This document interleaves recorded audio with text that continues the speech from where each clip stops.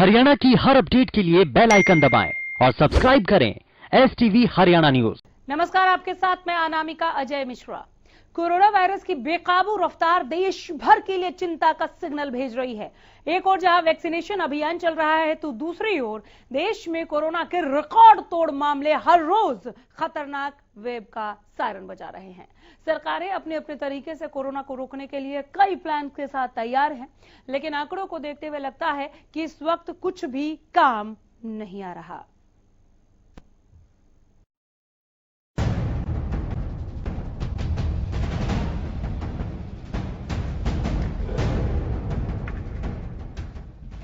देश में corona virus की रफ्तार बेकाबू हो गई है। हर रोज बढ़ते मामलों ने केंद्र सरकार, राज्य सरकार और स्वास्थ्य विभाग की चिंता बढ़ा दी है। पिछले 24 घंटे में देश में कोरोना के 1,15,000 नए केस सामने आए हैं। ये दूसरी बार है जब कोरोना के मामले एक दिन में 1 लाख के पार पहुंचे हैं। इससे पहले रविवार को 24 घंटे में कोरोना के 1,03,558 नए मामले सामने आए थे। कोरोना के मामलों में हर दिन एक नई उछाल आ रही है। हरियाणा में भी कोरोना विकराल रूप धारण कर रहा है। पिछले कई दिनों से प्रदेश में हर रोज कोरोना के आंकड़ों में बढ़ोतरी हो रही है। कोरोना संक्रमण को नियंत्रण में रखने को लेकर भीड़ भाड़ वाली जगहों और आयोजित होने वाले कार्यक्रमों पर पाबंदियां तो लगा दी गई हैं, लेकिन हर रोज बेकाबू होते आंकड़ों ने प्रदेश सरकार की चिंता बढ़ा दी है। आइए ग्राफिक्स के जरिए आपको बताते हैं प्रदेश के ताजा आंकड़े। बीते 24 घंटे में 2,099 नए मरीजों की पुष्टि। एक दिन में कोरोना से 9 लोगों ने तोड़ा दम। प्रदेश में अब तक 3,208 मरीजों की हुई मौत। कुल मरीजों का आंकड़ा पहुंचा 3 लाख के पार।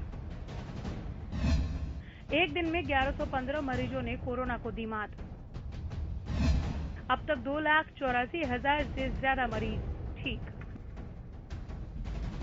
आइए अब एक नजर डालते हैं बीते 24 घंटों के मामलों पर।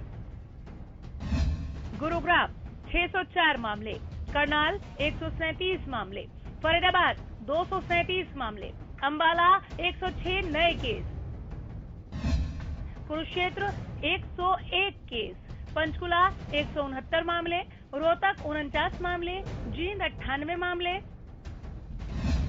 यमुनानगर 135 मामले, कैथल 32 नए केस, फतेहाबाद से 36 नए केस, पानीपत से 86 नए केस, हिसार से 49 नए केस, सोनीपत से 95 नए केस, सिरसा से 47 मामले, भिवानी में 8 मामले, झज्जर में 56 मामले, रेवाड़ी में 27 मामले, महेंद्रगढ़ में 1 नया केस, पलवल में 20, चरखी दादरी में 6, नूंह में 1 भी नहीं। कोरोना के बढ़ते मामलों को लेकर दिल्ली के बाद चंडीगढ़ में नाइट कर्फ्यू लागू कर दिया गया। दरअसल देश की राजधानी दिल्ली में बीते दिन 5100 कोरोना के नए केस दर्ज किए गए, जो कि नवंबर 2020 के बाद सबसे बड़ा आंकड़ा है। 27 नवंबर 2020 को दिल्ली में 5482 मामले सामने आए थे, जिसके बाद बीते दिन से ही सबसे बड़ी उछाल हुई है। शहर शहर कोरोना का कहर। चंडीगढ़ में प्रशासन ने लिया बड़ा फैसला। चंडीगढ़ में लगा नाइट कर्फ्यू। रात 10 बजे से सुबह 5 बजे तक नाइट कर्फ्यू। राज्यों में कोरोना के मामलों में सबसे आगे महाराष्ट्र है, जहां हर रोज रिकॉर्ड तोड़ मामले दर्ज किए जा रहे हैं। बीते दिन में महाराष्ट्र में 55,469 नए केस दर्ज किए गए, जबकि 297 मौतें हुई। बीते कुछ दिनों से महाराष्ट्र में औसतन 50,000 के करीब मामले आ रहे हैं, जो चिंता का विषय है। जहां फरवरी तक कोरोना के मामलों में गिरावट दर्ज की गई थी, तो वहीं मार्च के बाद रिकॉर्ड तोड़ बढ़ते मामलों ने टेंशन बढ़ा दी है। देश में 1 लाख से ज्यादा कोरोना के मामले कोरोना का विकराल रूप दिखा रहे हैं। सरकारें भी लगातार वैक्सीनेशन अभियान को तेज कर रही हैं, लेकिन टेस्टिंग को भी बढ़ाना बेहद जरूरी है। इसी के साथ कोरोना के नियमों का पालन करना भी जरूरी है, क्योंकि बिना नियमों का पालन करे कोरोना को हराना मुमकिन नहीं हो पाएगा। Bureau report, Haryana news.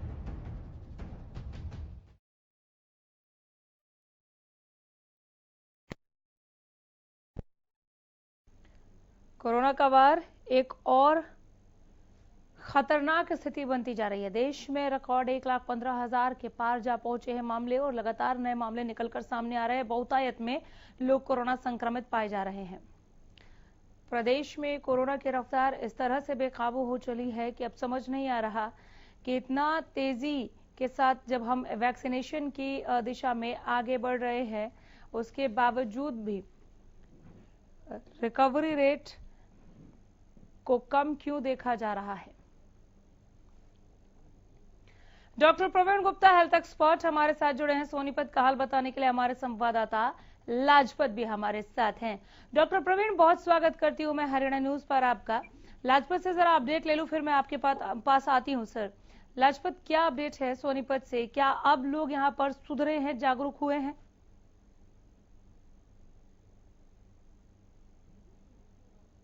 जो है बात करें तो हम प्रयास करते हैं और हरियाणा न्यूज की टीम भी इसी बात को लेकर प्रयासरत है और लोगों से अपील करती है, लगातार अपील करते हैं कि जो लोग भीड़ में बेवजह घूम रहे हैं वो कोरोना पेशेंट हो सकते हैं और भीड़ यहाँ पर लगातार ऐसे ही देखने को मिल रही है। कोई भी लोग यहाँ पर पालन करते हुए नजर नहीं आ रहे, ना कोई मास्क लगाता है, ना कोई सोशल डिस्टेंसिंग का ध्यान रखता है। बेपरवाह लोग जो है यहाँ पर काफी देखने को मिल रहे हैं। ऐसे में प्रशासन भी बेपरवाह है। प्रशासन की बेपरवाही इसलिए कहेंगे कि जैसे हमने हरियाणा न्यूज पर दिखाया था कि अवैध मंडी लगती है और वो काफी भीड़ रहती है। जो माइनर लोग हैं, जो बेचारे गरीब और मजदूर हैं और मजबूर भी हैं, जो यहाँ पर कमाने खाने आए थे, वो एक भीड़ बन जाती है। जो रात को शाम के वक्त जो अवैध मंडी लगती है उसमें काफी भीड़ रहती है। तो सब्जी लेना भी जरूरी है, लेकिन अवैध मंडी होना सबसे बड़ी बात है कि प्रशासन की बड़ी लापरवाही है। लेकिन कहीं ना कहीं जो लोग यहाँ पर माइनर लोग हैं वो काफी भीड़ में रहते हैं और कोई सोशल डिस्टेंसिंग का ध्यान नहीं दिया जाता, ना कोई मास्क लगाया जा रहा है।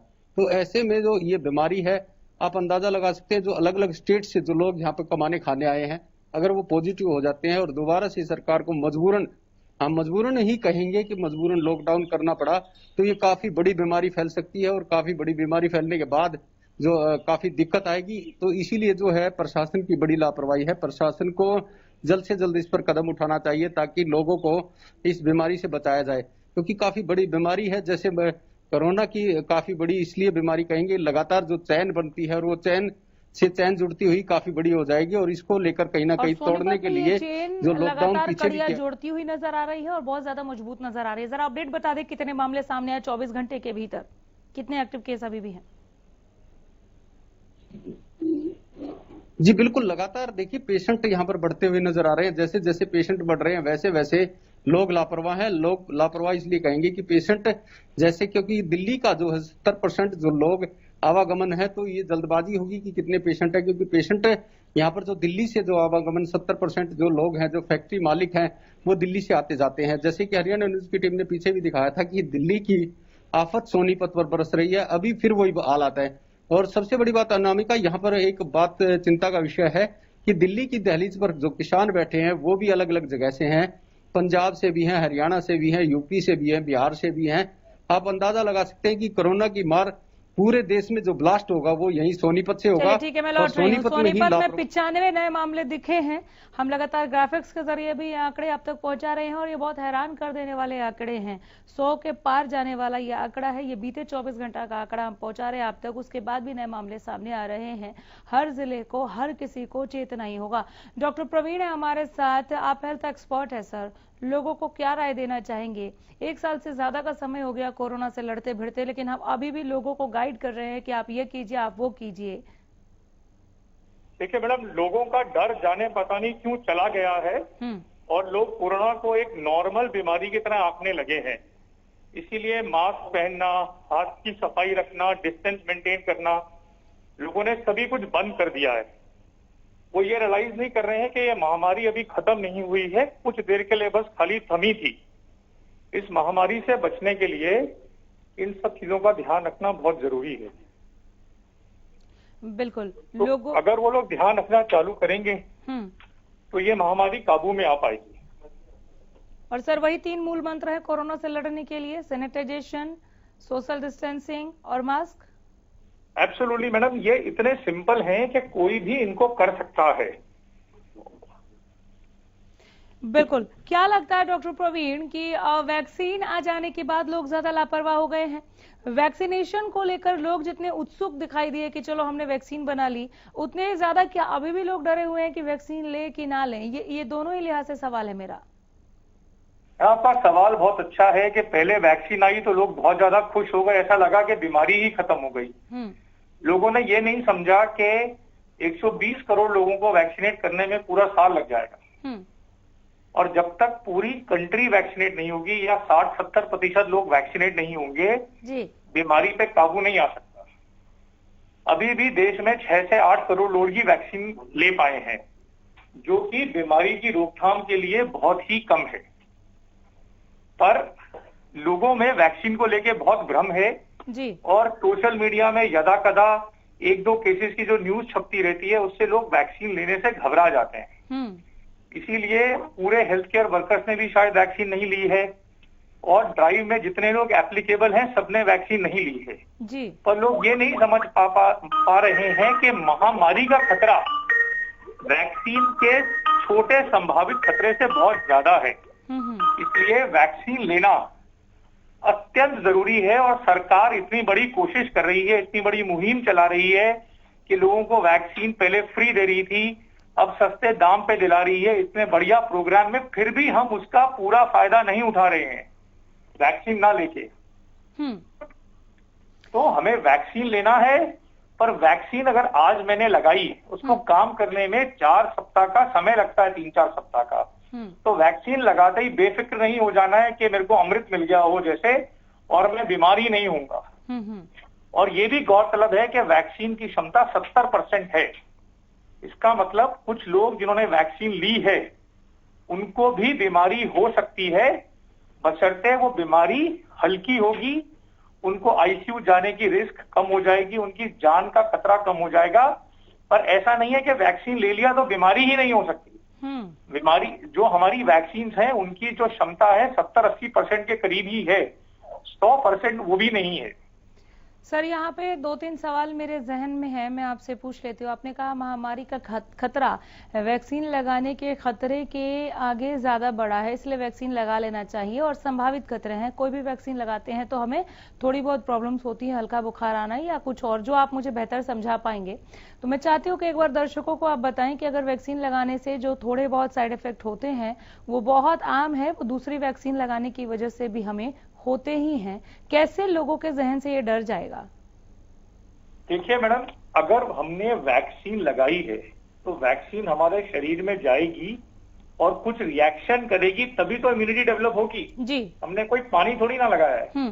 तो जब वैक्सीन लगाने से बुखार आता है या शरीर में थोड़ा दर्द होता है, इसका मतलब शरीर वैक्सीन से उत्तेजित होकर कुछ रिएक्शन कर रहा है और इम्यूनिटी डेवलप कर रहा है। ये नॉर्मल रिएक्शन है और अधिकतर वैक्सीन में ऐसा हो सकता है, खाली इस वैक्सीन में ऐसा नहीं होता है। दूसरी चीज, हिंदुस्तान में 6 करोड़ से ज्यादा लोगों को वैक्सीन लग चुकी है। अभी इतने ज्यादा कोई खराब स्थिति के मामले या कोई जान के खतरे के मामले सामने नहीं आए हैं। छोटा मोटा बुखार आना, शरीर में दर्द होना, सर दर्द होना, ये नॉर्मल वैक्सीन रिएक्शंस है, उनसे घबराने की बिल्कुल भी जरूरत नहीं है। ठीक है डॉक्टर प्रवीण, आपने बताया कि 70% ही ये वैक्सीन काम करेगी। ऐसा नहीं है कि वैक्सीन जिन्होंने लगा लिया उनको कोरोना अटैक नहीं करेगा, अटैक करेगा, लेकिन ये हो सकता है कि आईसीयू में जाने की नौबत ना आए, आपकी जान नहीं जाएगी। ये स्थिति कब? वैक्सीन के दोनों डोज लेने के बाद या एक डोज लेने के बाद भी हम 70% सुरक्षित हो जाते हैं? देखिए मैडम, जो डेटा है ये वो बोलता है कि वैक्सीन का असर 2 से 3 हफ्ते बाद आ जाता है, और जो रिसर्च है वो बोलती है कि वैक्सीन की एक डोज से भी काफी इम्यूनिटी आ जाती है। इसीलिए सरकार ने पहले हिदायत दी थी कि वैक्सीन 4 हफ्ते में लगाई जाए। अब मशवरा दिया है कि 6 से 8 हफ्ते में लगाएंगे, क्योंकि पहली डोज की एंटीबॉडी इतने समय तक रहती है, और जो लोग 6-8 हफ्ते बाद वैक्सीन लगाते हैं उनकी टोटल एंटीबॉडी ज्यादा होती है, उनको संक्रमण से ज्यादा बचाव आता है। अभी कुछ नई न्यूज आ रही है कि 3 महीने बाद लगा लें तो शायद और बेटर हो जाए, पर ये सब मिला जुला के भी वैक्सीन की रोकथाम की क्षमता 80% के करीब है। इसका मतलब 20% लोग जिन्होंने वैक्सीन लगाई है उनको हल्का फुल्का कोरोना हो सकता है, पर उस कोरोना से अस्पताल में भर्ती होना पड़ेगा या भर्ती हुए तो आईसीयू जाना पड़ेगा, उसका खतरा जो है वो कम हो जाता है सिग्निफिकेंटली। इसलिए कोरोना की महामारी की लड़ाई में वैक्सीन ही हमारा मेन बचाव है, वैक्सीन और रोकथाम। बिल्कुल, वैक्सीन और रोकथाम मेन बचाव है, तभी प्रधानमंत्री कह रहे दवाई भी कड़ाई भी।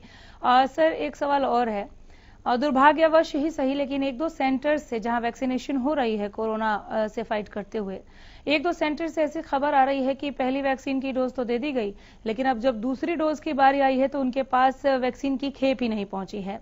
तो ऐसे में जो आप लोगों का जो कैलकुलेशन है कि इतने दिनों के अंतराल पर ये वैक्सीन लगनी चाहिए, दूसरी डोज लगनी चाहिए, अगर वो लेट हो जाती है 1 हफ्ते या 8-10 दिन के आसपास, तो क्या पहली डोज कारगर रहेगी, दूसरी डोज के लिए फायदा होगा? मैडम आपका अनुमान देखिए, कभी ऐसा हो सकता था कुछ बीमारियों में कि वैक्सीन का फिक्स शेड्यूल हो के 4 हफ्ते में ही लगानी है, पर रिसर्च ने बताया है कि वैक्सीन 8 हफ्ते या 12 हफ्ते में भी अगर हम लगाते हैं तब भी हमारी वैक्सीन की क्षमता प्रभावित नहीं होती है और वैक्सीन उतनी ही असरदार रहती है।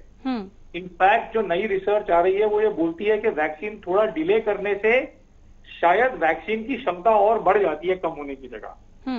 तो इसलिए 5-7 दिन डिले होने से कोई खास नुकसान होने की संभावना नहीं है। ठीक है, अभी आप बता रहे थे कि भारत की पूरी आबादी तक वैक्सीन पहुंचते पहुंचते, पूरी आबादी का वैक्सीनेशन होते होते तकरीबन 1 साल का वक्त लग जाएगा। आपने इस बात का भी जिक्र किया कि कम से कम 70% 70 से 75% लोगों का वैक्सीनेशन होगा, तब जाके कोरोना का खतरा कहीं जाके कम होगा, खत्म फिर भी नहीं होगा लेकिन कम होगा। तो ऐसे में क्या लोगों को ये गांठ बांध लेनी चाहिए, क्योंकि 1 साल का वक्त लग जाएगा। हमारे पास जनवरी एंड में इस वैक्सीन को लेकर घोषणा हुई थी, तो दिसंबर 2021 तक तो हम मास्क ना ही उतारे तो बेहतर है हमारे लिए इस महामारी से लड़ने के लिए। देखिए मैडम, सिर्फ हमारे देश में ही नहीं, अगर हम पूरी दुनिया का हिसाब भी देखें तो पिछले 1 महीने में पूरी दुनिया में नेट कोरोना के केसेस धीरे धीरे बढ़ते जा रहे हैं। बहुत सारे देशों में, जैसे हमारे देश में एक वेव आ रही है, कोरोना की वेव आ रही है जी, तो और कोरोना में लगातार नई नई म्यूटेशंस भी हो रही हैं जिनके बारे में हम आए दिन पढ़ते रहते हैं। तो ऐसी परिस्थिति में हमारे लिए एसेंशियल है कि मास्क को, सामाजिक दूरी को और हाइजीन को हम अपना नियम बना लें, अपने रोजमर्रा की जिंदगी में एक जीवन शैली की तरह शामिल कर लें, कम से कम इस पूरे साल भर के लिए। तो सर एक सुझाव लेना चाहूंगी आखिर में आपसे, क्या ये वो वक्त आ गया है जब नाइट कर्फ्यू के बारे में सोचा जाए, कम से कम वीकेंड के लिए लॉकडाउन के बारे में सोचा जाए, ज्यादातर कंपनियों से ये अपील की जाए कि आप वर्क फ्रॉम होम रखें अगर आप रख सकते हैं तो? क्या ये वो वक्त है इस दूसरी वेव को देखते हुए जो बहुत ज्यादा परेशान कर रही है? देखिए मैडम, क्या है कि अगर हम खुद संयम बरत सकें तो फिर कर्फ्यू की जरूरत ही नहीं है, पर अनफॉर्चुनेटली हम इतने निर्भीक हो चुके हैं कि हम खुद संयम बरत नहीं पा रहे हैं। ऐसी अवस्था में गैदरिंग्स को रोकना, बड़ी बड़ी शादियां कर रहे हैं लोग तो 50, 300, 500 लोग उसके अंदर आ रहे हैं, लोग बड़े बड़े फंक्शन कर रहे हैं जिनको अच्छी तरह से टाला जा सकता है और छोटे या समुचित तरह से किया जा सकता है। लोगों को मॉल जाने की या बाहर घूमने जाने की ऐसी कोई आवश्यकता नहीं है। आदमी की 100 साल की जिंदगी में या 60 साल की जिंदगी में अगर हम 8 महीने थोड़ी ज्यादा एहतियात बरत लेंगे ताकि हमारी बाकी की जिंदगी अच्छी और खुशगवार हो सके तो इसमें कोई नुकसान नहीं है, पर अनफॉर्चुनेटली हम ये कर नहीं पा रहे हैं। हमारा संयम शायद टूट चुका है या निर्भीक हो चुके हैं, इसलिए सरकार को जरूरत पड़ सकती है कि वो नाइट कर्फ्यू लगाए, लॉकडाउन कर, सीमित लॉकडाउन करे, पूरा लॉकडाउन नहीं, क्योंकि इकोनॉमिक एक्टिविटी भी जरूरी है, जान भी चाहिए जहान भी चाहिए, दोनों चीजों का सामंजस्य बनाना भी जरूरी है सरकार के लिए और हमारे लिए, क्योंकि रोजी रोटी के बिना भी काम नहीं चलेगा जी। इसलिए वो बैलेंस बनाना बहुत जरूरी है और सरकार को लिमिटेड लॉकडाउन्स या कुछ कंट्रोल, कर्फ्यू, ऑफिसेज में आधी जनता आए आधी जनता घर से काम करे, ऐसे कुछ नियम लेने की जरूरत पड़ सकती है, क्योंकि इस बार की जो वेव है पिछली वेव से भी तेज गति से फैल रही है। बिल्कुल बिल्कुल, और ये चिंतन करने का वक्त है और एक हल, एक नतीजे तक पहुंचने का भी वक्त है। बहुत शुक्रिया डॉक्टर प्रवीण, बहुत बेहतरीन बातचीत रही। हमारे दर्शकों के मार्गदर्शन के लिए भी मैं आपका धन्यवाद करती हूं। सोनीपत से हमारे संवाददाता लाजपत हमें अपडेट दे रहे थे। नजर बनाए रखिए लाजपत, अपडेट के लिए जरूर लौटेंगे और फिलहाल इसी के साथ यहीं रुक रहे हैं। नमस्कार।